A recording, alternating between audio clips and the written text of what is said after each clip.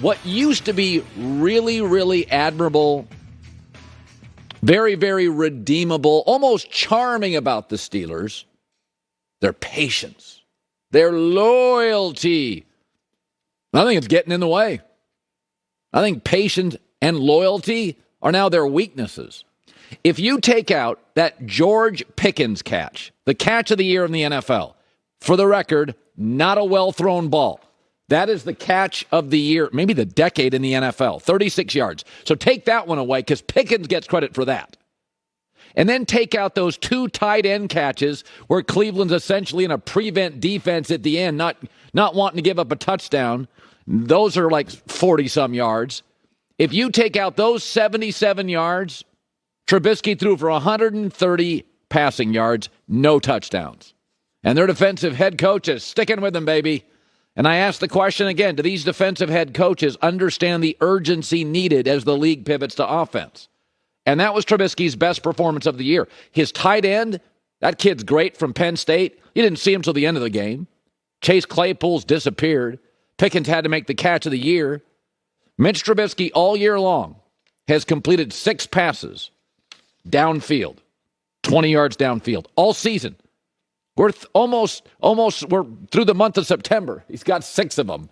And you watch the Rams and the Niners and the Chiefs and Baltimore and Arizona and these crafty, aggressive, and progressive offenses. And the Steelers' opinion, nothing to see here. It reminds me a little of Green Bay where they won't draft a wide receiver in the first round. It's always linebackers and defensive players in Green Bay, and it's like Packers. It's not the 80s. You got to score. But here's Mike Tomlin, a very good coach, is sticking with Trubisky, and we can all see it. It took the catch of the year and prevent defense for Trubisky to get into the 100-yard category with no touchdowns. That was a game you got to win. You were going up against Jacoby Brissett. That's one of the ones you put a W next to when the schedule comes out. Maybe if Deshaun Watson was playing, that would be different. But Deshaun Watson's not playing for a long time, and for good reason. That was Jacoby Brissett, who, as a career NFL player, nice guy, barely completes 60% of his throws, and has a passer rating in the low 80s. You had to win last night. It's like the movie industry. You know, there's the old guard rebooting themes from a bygone era, and then there's the streaming guys. That trajectory's different. And they got their issues too, but you can see the trajectory. The Steelers pay a fortune for defense, and when TJ Watt's not on the field, their defense isn't very good. And they don't spend any money on offense, and it shows. No urgency. Garoppolo was on the market, no urgency. Wentz was out there, no urgency. Go ahead, criticize Garoppolo, been to a Super Bowl. Criticize Carson Wentz.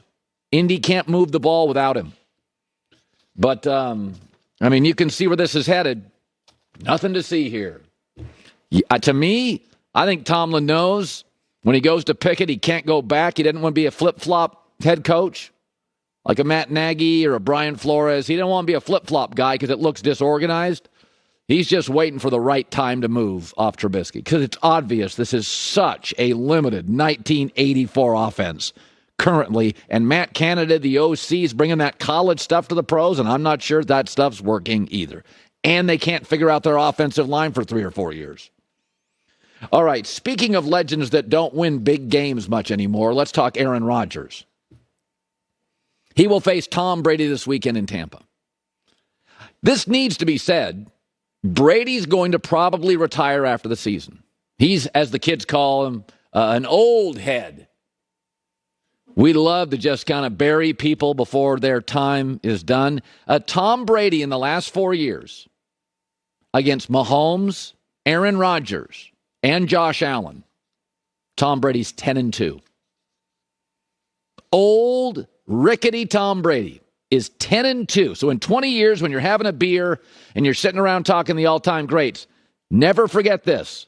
Brady at the very end, wobbly Brady mid-40s, dominated Mahomes, Aaron Rodgers, and Josh Allen. It does feel like this game, the game of the week on Fox, is really important for Aaron Rodgers, and here's why. Because at this point in Tom Brady's career, it's just adding more Lombardi trophies. I don't even know what records he holds. I don't know what stats he's great at. Honestly, who pays attention to that? I don't know what Michael Jordan averaged every year he won a championship. Once you start winning championships, everything else feels small. But for Aaron Rodgers, it's different. This is not a Super Bowl team. They have no weapons. They're sub 500 in their last 11 playoff games. He's a stat quarterback now. His legacy now is he's opinionated. He throws the prettiest ball in the league. He wins the MVP, and he never throws interceptions. That's his legacy. Opinions, MVPs, very few interceptions. That is his legacy. He's almost now, and he dresses like it and talks like it, he's the artist. He's the independent film director with an Oscar. So the critics love him. Oh, he's beautiful. He's not a sellout. He's doing things his own way. Psychedelic tease. You know what I mean? The critics love him. He is the independent film director, doing it his own way, not selling out. And Brady is Disney. He makes money, lots of it every day. It's a massive brand. It's a feel-good brand. And anything they enter, they dominate.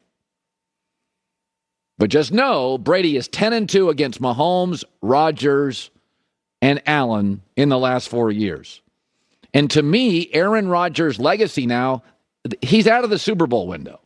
You can't win, to me, you can't win with kind of a one-dimensional, gotta-run offense. Defense is good, has not been spectacular early, though. It looks like you can run on it a little bit. And we don't know if Matt LaFleur is the head coach. So if Brady wins this game, who cares? It will be completely forgettable. He's 2-0 since he entered the NFC against Rodgers. Totally forgettable. For Aaron, hey, last time I faced Tommy, I beat Tommy, and I beat him in Tampa. And we didn't even have a number one wide receiver. I think that's what his career has, to some degree, been reduced to. Opinions, he throws a pretty ball, he wins awards, and he doesn't throw picks. I think it means a lot more for Aaron Sunday. I just don't think he's going to win it. Hi, everybody. Thanks for watching. Subscribe here to get the latest from the show. Also, be sure to check out more of the best clips from The Herd or go watch a few segments from other shows on FS1.